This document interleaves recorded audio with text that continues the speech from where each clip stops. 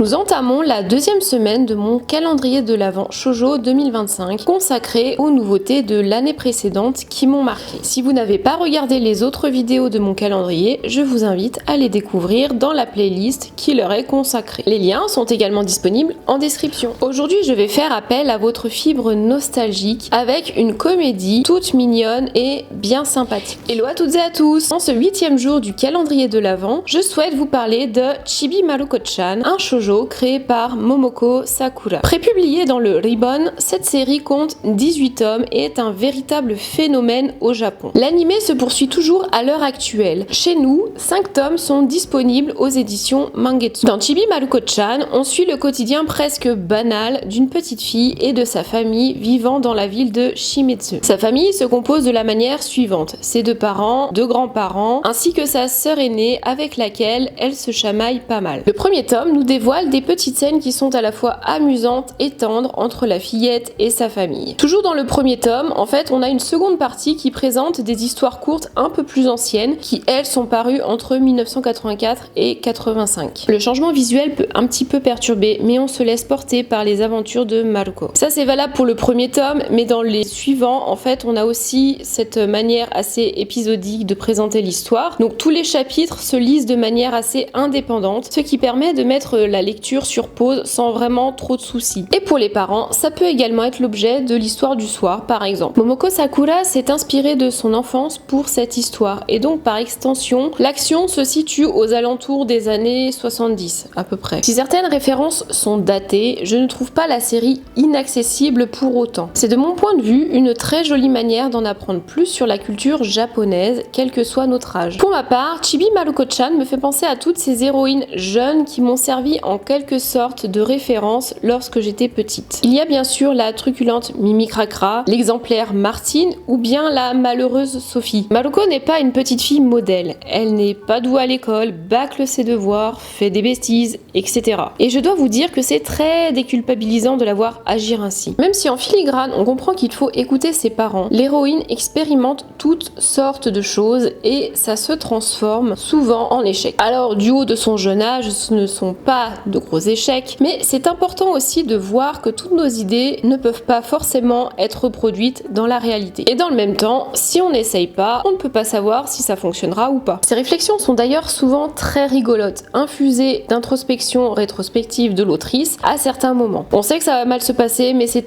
tellement drôle. J'ai beaucoup ri en parcourant ce premier tome et j'ai vraiment été charmée par le trait plutôt naïf de l'autrice. Il apporte beaucoup de rondeur et de douceur à l'ensemble. C'est tout pour aujourd'hui. Vous aussi, vous suivez les aventures de notre mignonne Maruko? Dites-moi tout en commentaire. Quant à moi, je vous retrouve dès demain pour un nouveau shoujo que j'ai particulièrement aimé découvrir en 2024. Ciao ciao!